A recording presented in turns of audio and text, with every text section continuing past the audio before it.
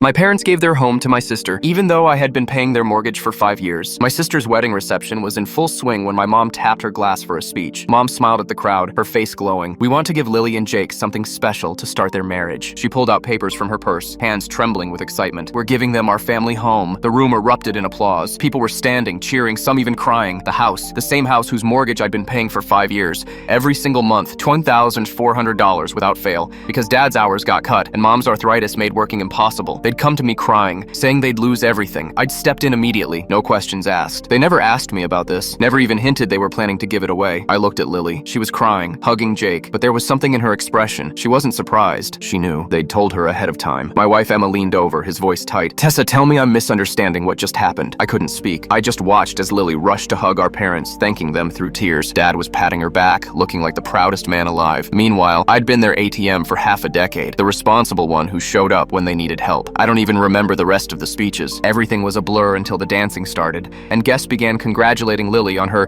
amazing parents and their incredible gift. After the reception wound down, I cornered my parents in the hallway near the coat check. Emma stayed close, his jaw clenched. "So, the house?" I kept my voice level. Dad actually looked confused. "What about it? Wasn't the ceremony beautiful? The house I've been paying the mortgage on for 5 years. That house." Mom's smile faded slightly. She glanced at Dad, then back at me. "Dave, you're not upset about this, are you?" "Upset?" My voice cracked. "I've paid over $140,000 toward that house. Did you forget?" Mom waved her hand dismissively, like I was overreacting. "Well, honey, you can afford it. You and Emma have those great jobs, that fancy condo downtown. Lily and Jake are just starting out. They need help." Dad nodded along. "We knew you'd understand. You've always been the responsible one." That's when it hit me. They didn't forget. They just didn't care. To them, I was the dependable son, the one who'd always be there to solve problems. Lily was the beloved daughter, the one who deserved gifts and celebration. I pulled out my phone and opened my banking app. My hands were shaking as I pulled up 5 years of transaction records. Every single $2,400 payment, documented and dated. Here, I turned the screen toward them. Every payment I've made. Scroll down. There's 60 of them. Dad squinted at the phone, then looked up at me. "What's your point?" "My point is that I'm done being treated like an ATM while Lily gets treated like a princess. Consider every payment a loan. I expect full repayment with interest." Mom's face went white. "You can't be serious? We're family. Family doesn't use a son to bankroll gifts for the daughter. My lawyer will send paperwork Monday morning. You'll have 30 days to respond." Dad's voice rose. "This is ridiculous. We raised you, fed you, put a roof over your head for 18 years, and I paid you back with $140,000. We're even. Actually, you owe me." Emma put her hand on my shoulder. We turned to leave, but my mom grabbed my arm. "Dave, please, don't do this. What will people think?" I pulled my arm free and looked her straight in the eyes. "They'll think you should have thought about that before publicly humiliating me." We walked out of that venue and I didn't look back. I filed the paperwork that Monday. My parents tried calling, texting, even showing up at our condo. Lily sent me a long message about how I was ruining her happiness and being selfish. I blocked them all.